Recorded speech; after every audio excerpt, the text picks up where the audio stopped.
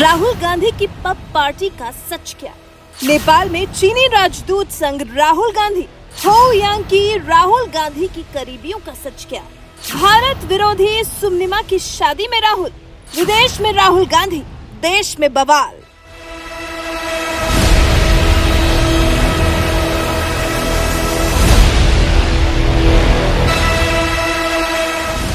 कांग्रेस के पूर्व अध्यक्ष राहुल गांधी का न जाने विवादों से ये कैसा नाता है कि विवाद उनका पीछा ही नहीं छोड़ते।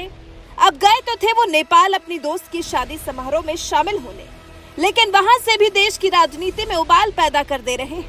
कांग्रेस और बीजेपी फिर राहुल गांधी को लेकर आमने सामने आ गई है। बीजेपी जहां वहां से वायरल हुए राहुल गांधी के वीडियो में उनके साथ नेपाल में चीनी राजदूत हो यांकी के होने का दावा कर रही है, वहीं कांग्रेस ने दोस्तों के शादी समारोह में सम्मिलित होने को देश की परंपरा करार दिया है।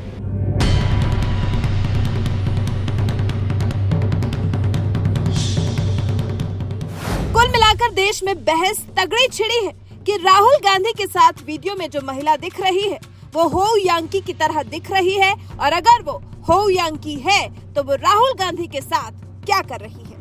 क्या राहुल गांधी हो यांकी के साथ मिलकर देश के खिलाफ कोई साजिश रच रहे हैं? क्या ओली की तरह हो यांकी का दबाव राहुल गांधी पर भी है? क्या देश की सेना के खिलाफ राहुल गांधी जो उल जुलूल बयानबाजी करते हैं वो हो यांकी से इस तरह की मुलाकातों का ही असर है? अब जब शंका हुई तो फिर बात भी होगी और सवाल भी उठाए जाएंगे। और सवाल ऐसा नहीं है कि सिर्फ बीजेपी उठा रही है, बल्कि आम आदमी पार्टी के एक विधायक ने भी राहुल गांधी पर आपत्ति व्यक्त की है। बल्कि जिस शादी समारोह में राहुल गांधी शामिल होने गए थे उसी पर सवाल उठा दिया है। उत्तम नगर से आम आदमी पार्टी के विधायक नरेश बालियान ने भी सवाल उठाया है। उन्होंने ट्वीट किया है, लिखा है, कांग्रेस पार्टी नेपाल में जिसकी शादी का बहाना बनाकर राहुल गांधी को डिफेंड कर रही है वो शादी सुमनिमा उदास की है। सुमनिमा उदास वही है जिसने आर्टिकल लिखकर उत्तराखंड भारत की जमीन को नेपाल की जमीन बताया था। आखिर सभी देशद्रोहियों से राहुल गांधी का इतना घनिष्ठ संबंध कैसे है?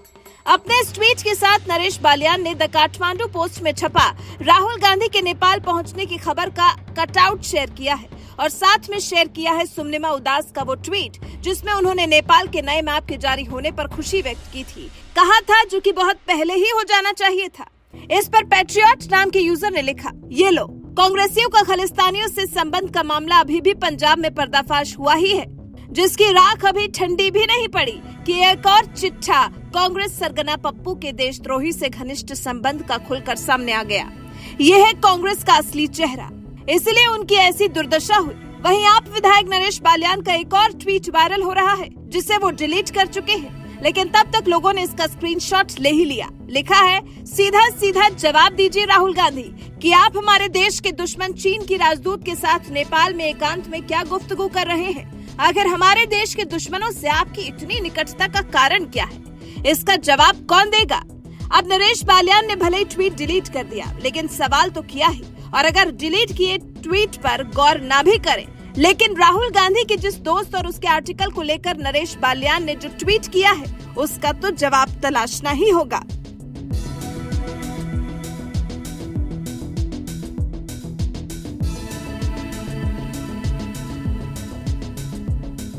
तो सबसे पहले जानते हैं कि कौन है राहुल गांधी के मित्र सुमनिमा, जिनकी शादी में शरीक हुए राहुल गांधी। राहुल के मित्र सुमनिमा भारत के खिलाफ नफरत से भरी है। सुमनिमा ने नागरिकता संशोधन कानून के खिलाफ दंगा करने वालों का समर्थन किया था। 2020 में नेपाल के विवादित मानचित्र को देर से किया गया फैसला बताया था। इस मैप में भारत के एक हिस्से को नेपाल का बताया गया था। CNN में पत्रकार सुमनिमा उदास भारत और भारतीय मीडिया के बारे में खुलकर लिखती रही हैं। सुमनिमा ने ही भारत सरकार के लिपुलेख, काला पानी और लिम्पियाधुरा को भारतीय नक्शे में शामिल करने के फैसले का विरोध किया था। सुमनिमा ने ट्वीट करके कहा था, वैकल्पिक तथ्यों की इस दुनिया में भारत ने लिपुलेख, काला पानी और लिम्पियाधुरा को अपना तथ्य बना लिया। कोरोना काल में सुमनिमा ने कहा था कि पीएम नरेंद्र मोदी के टीके खरीदने की अनिच्छा के कारण भारत में टीके का संकट हुआ। तो इस हिसाब से अगर मान भी लिया जाए कि वीडियो में राहुल गांधी के साथ नजर आ रही महिला नेपाल में चीनी राजदूत हो यांकी नहीं है, उसके बाद भी राहुल गांधी कोई देश हित में सुमनिमा की शादी अटेंड करने नहीं गए थे। सुमनिमा राहुल गांधी की दोस्त भले ही हो सकती है, लेकिन वो भारत विरोधी थी, है और रहेंगी। तो क्या ऐसे दोस्तों की ही संगत है जो राहुल गांधी अपने देश के बारे में कुछ अच्छा नहीं सोच पाते, कुछ अच्छे काम को भी स्वीकार नहीं कर पाते? क्या वजह है कि राहुल गांधी देश हित में लिए गए कदम को भी सकारात्मकता से स्वीकार नहीं कर पाते? अभी तक तो पता नहीं चल पा रहा था, लेकिन अब जब नेपाल पहुंच गए हैं तो खुलासा भी हो गया है। तो लग रहा है जैसे गलत संगत में ही है राहुल गांधी। आपका इस बारे में क्या ख्याल है? कमेंट कर हमें अपनी राय जरूर बताएं।